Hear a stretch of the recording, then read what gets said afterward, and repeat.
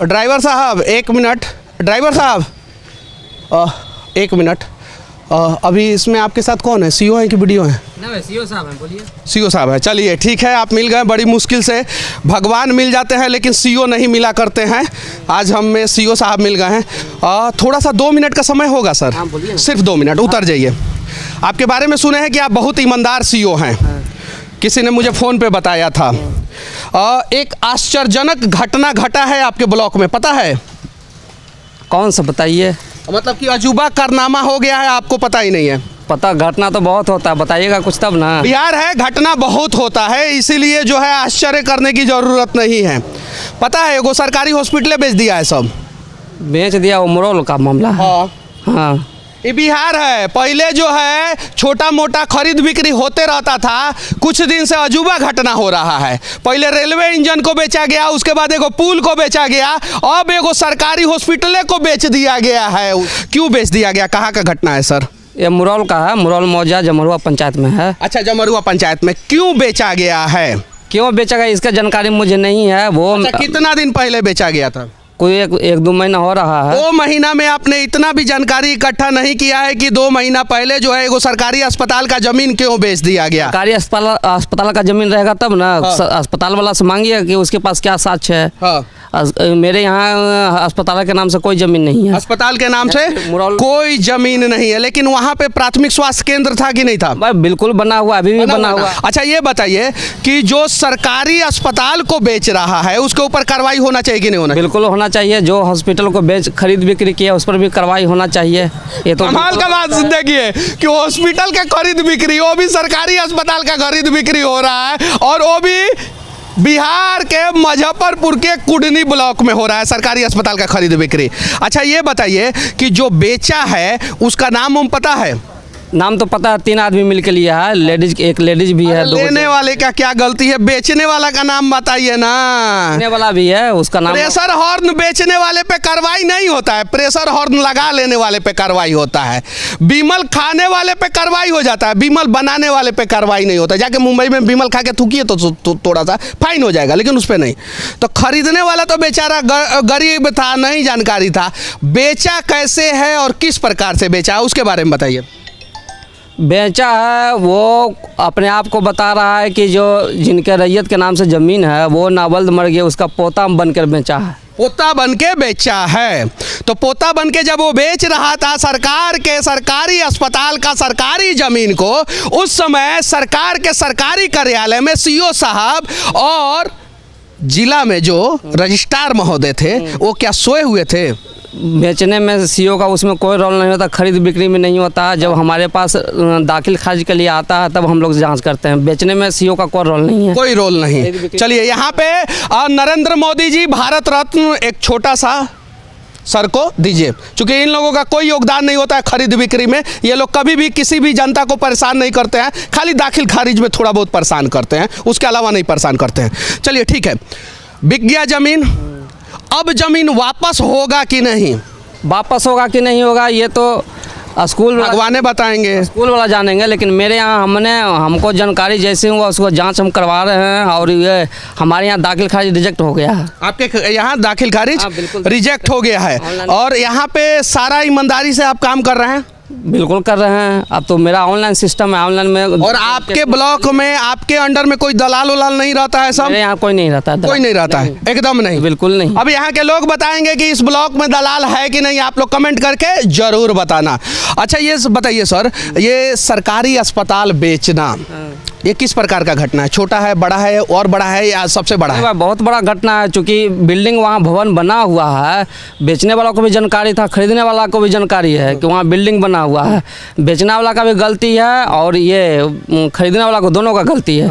चूँकि सुना है कि उसका फाइलें नहीं मिल रहा है ब्लॉक में, अंचल में। मेरे यहाँ तो उसका खतियान, हम तो बता रहे हैं कि उसका खतियान मेरे यहाँ है। मेरे यहाँ जमाबंदी है। अगर हमारे यहाँ अगर किसी ने दान किया किसी ज़मीन को, तो मेरे यहाँ दाखिल खारिज करवाएगा तब मेरे यहाँ रिकॉर्ड रहेगा। जब मेरे यहाँ कुछ सूचना नहीं है, हमको कुछ दिया नहीं और रैयती ज़मीन है, तो हम कैसे बताएंगे कि उसका अस्पताल उसमें कब बना था? ये 1972 का वहाँ के लोगों के द्वारा बताया गया, 1972 में यह अस्पताल बना था। 1975 में वहाँ पे अस्पताल बना था। आज से सिर्फ और सिर्फ 47 साल पहले, सही है ना? हाँ। और 47 साल से स्वास्थ्य विभाग के सारे स्वस्थ कर्मचारी अस्वस्थ तरीके से भ्रष्टाचार कर रहे थे, और यही कारण है कि वहाँ पे प्राथमिक अस्पताल जो है नहीं चल रहा था। नहीं, बिल्कुल अभी भी चल रहा है, उसमें वैक्सीनेशन होता है। अरे दादा रे मोदी जी, ये देखिए, हम तो सोच रहे थे कि वो बंद होगा इसलिए बेच दिया। वहाँ पे तो कोरोना का वैक्सीन भी मिल रहा था, तबे बेच दिया सब। तबे ना बिहार में कोनो इंजन बेच देता है सब, कोनो पुल बेच देता है, और कोनो सरकारी अस्पतालें बेच देता है, और कानों कान किसी को खबर भी नहीं चलता है, और एक दिन प्रिंट मीडिया में छपता है, अगले दिन उस पर चर्चा भी नहीं होता है। सही है कि नहीं सर? वो तो आप लोग अच्छा ये बताइए कि हाँ हम लोग हमारा विषय हाँ इनका विषय नहीं है। अच्छा ये बताइए सर, बिहार में सबसे ज़्यादा विवाद किस चीज़ की वजह से होता है? विवाद तो हर एक प्रकार के होता है। अब शराब पीने से होता है, पेड़ लगाने से होता है, हगने मुतने से होता है, या जमीनी विवाद सबसे ज़्यादा होता है? जमीनी विवाद उसमें मुख्य कारण है।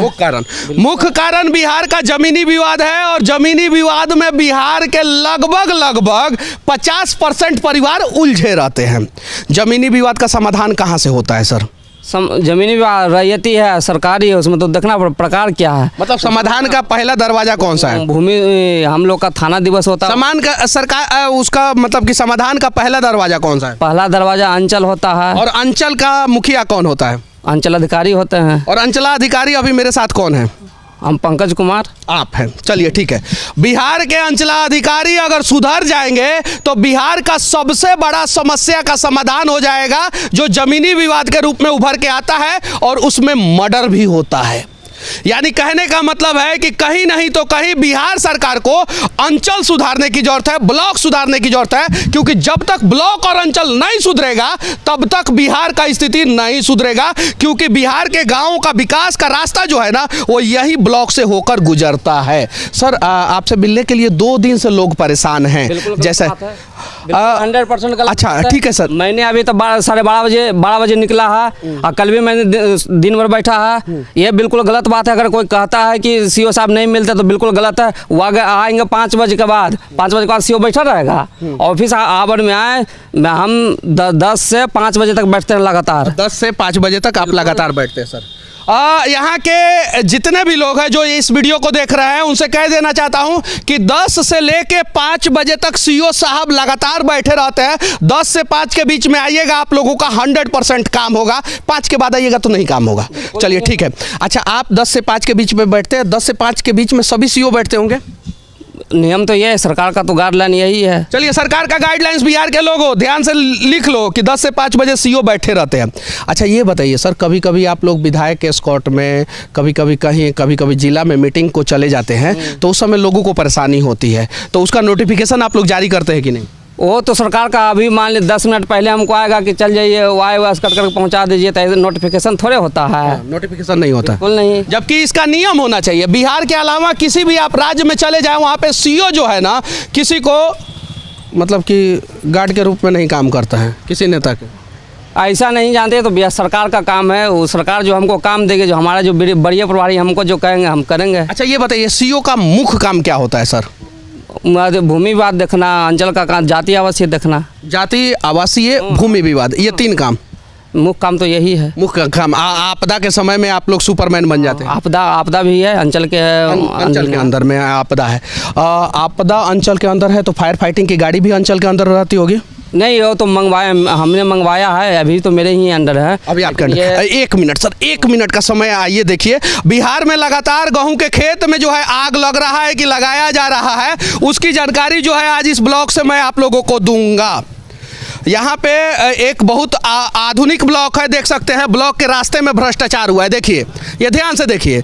और इसी ब्लॉक से जो है ना गांव का रास्ता बनता है। जरा सोचिए कि इस ब्लॉक में बैठने वाले अधिकारी जो है ना अपना रास्ता सही ढंग से नहीं बनाते हैं, वो पूरे ब्लॉक का विकास कैसे करेंगे? ये देखिए, इस ब्लॉक में जो स्लैब ढलाता है नाला का, वो स्लैब जो है भारत पाकिस्तान का बॉर्डर की तरह जो है ना, वो टूट जाता है। देख सकते हैं ये ब्लॉक। हालांकि इसके लिए ये दोषी नहीं है, इसके पहले भी बहुत सारे अधिकारी होंगे और अधिकारी पे अधिकारी, अधिकारी पे अधिकारी, और इसी चक्कर में जो है ना विकास नहीं हो पाता है। अच्छा, ये फायर की गाड़ी है ना सर? बिल्कुल है। अच्छा, ये फायर की गाड़ी करती क्या है? ये आग बुझाती है। बुझाती भी है क्या? बिल्कुल बिल्कुल बुझाती है। हाल फिलहाल में तो बुझाया, 3 दिन पहले गया था पुरुषोत्तमपुर, बुझा, हाँ बुझा कर आया है। बुझा के आया। धन्य हो कि एक गाड़ी मुझे बिहार का फायर फाइटिंग का दिखा है जो आग बुझाता है। हाल फिलहाल में 3 दिन पहले ये आग बुझाया था। सर, गरीब परिवार से आते होंगे सीओ बनने से पहले आप? हाँ, इसलिए मैं पूछा। सर प्लीज़ विनती है कि आपके दरवाजे से गरीब कोई वापस नहीं जाना चाहिए, विनती है। जिसको काम रहता है वो मेरे यहाँ पहुँच जाएगा, तब जो हमसे होने वाला रहेगा वो निश्चित 100%। एक और चीज़ मैं बता देना चाहता हूँ सर, अमीर टैक्स नहीं देते हैं। ये जो गरीब है जो ये खरीदते हैं ना, इस पे टैक्स देते हैं, इस पे टैक्स देते हैं, चप्पल पे टैक्स देते हैं, वो झोला पे टैक्स देते हैं, गुटखा पे टैक्स देते हैं, और उनके टैक्स से आपको सैलरी मिलता है कि नहीं? तो कम से कम गरीब जो है ना आपके अंचल से बेवजह वापस नहीं जाना चाहिए। इतना बस इसी के लिए मैंने आपको पकड़ा है सर, बाकी कोई हमारा मकसद नहीं है। और एक और, जितने भी सीओ मेरा वीडियो देख रहे हैं, विनती है कि आप लोगों के एक लापरवाही के वजह से, एक गलती के वजह से ना जाने कितने जगह पे कितनी हत्याएं हो जाती है।